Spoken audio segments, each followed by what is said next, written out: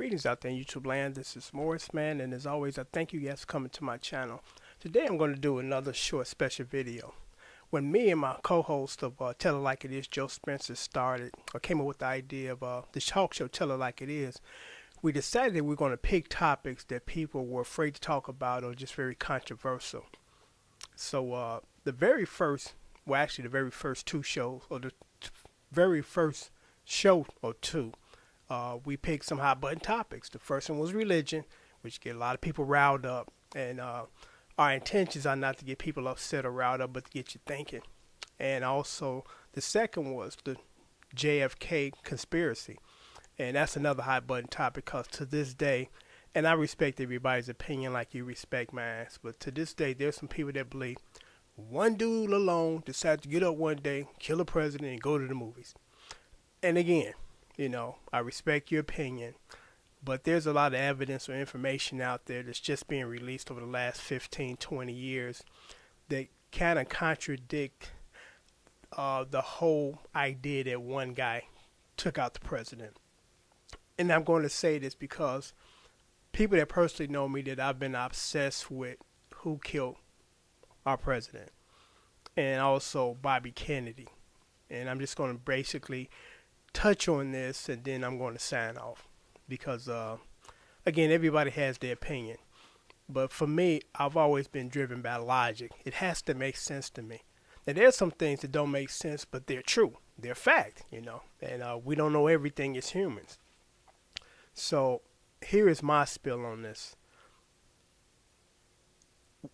It's customary that when someone has been accused of killing somebody, especially within the first couple of hours, it's very, the formality is that law enforcement give you a gun residue test to see if you fired a gun, because whenever you fire a gun, you get the gun residue all over you.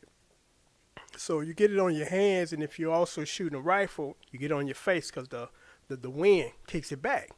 So they did, administer this test to Lee Harvey Oswald, but back then the media wasn't as strong as it is now, and it gets out quicker, information. But quietly, he was administered this test, and he passed, which means he didn't shoot a gun. Now, some people might say, well, maybe he had gloves on. Okay, well, let's give him that. He had gloves on, even though they never found gloves, and you still get on your face. You can go home and wash your hands and your face all you want. It's still going to show, especially if it just happened. So just on that fact alone, and that's a fact that they did give him a residue test, he passed it, that should be the end of the story. Shut it down, no more debating or arguing or giving opinions back and forth, because if he didn't physically shoot a firearm, he didn't kill anybody. But there's some people, because when I did my talk show, there's some people say, oh, you're just a conspiracy theorist and you just want to believe that. I believe facts. I mean, that's basically kind of what I go on, and it's been documented. He never fired a gun that day. So how could he have killed not only the president, but Officer Tippit? But I'm going to leave it as that. Then I'm going to turn to Bobby Kennedy's assassination, which is even more bizarre than John F. Kennedy's, because Bobby Kennedy died from a single gunshot to the back of the head. I repeat, single gunshot to the back of the head. And the person that has been accused of that has been sitting in jail ever since is SIRHAN. They claim he did it. And there was at least 200 people in that pantry that day, and it was an unscheduled route that he took. So it's not like they knew when they was waiting for him. This was the spur of the moment they decided to go through the pantry. So they claim because SIRHAN did pull out a gun and discharge it. But at no point in time, and there are at least, again, 200 people in the pantry that states this, that SIRHAN at no point in time was behind Bobby Kennedy.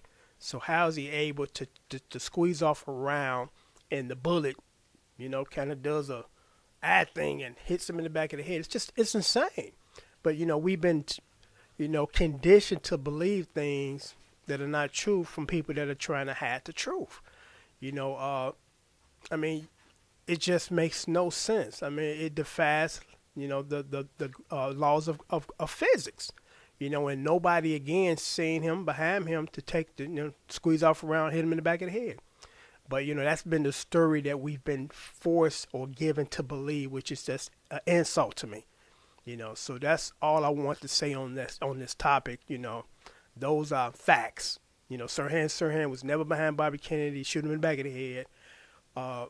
Lee Harvey Oswald never fired a gun that day, so he couldn't have killed neither one of those people that they claim he killed. You know, so on that note, I'm going to sign off until next time. Thanks for watching.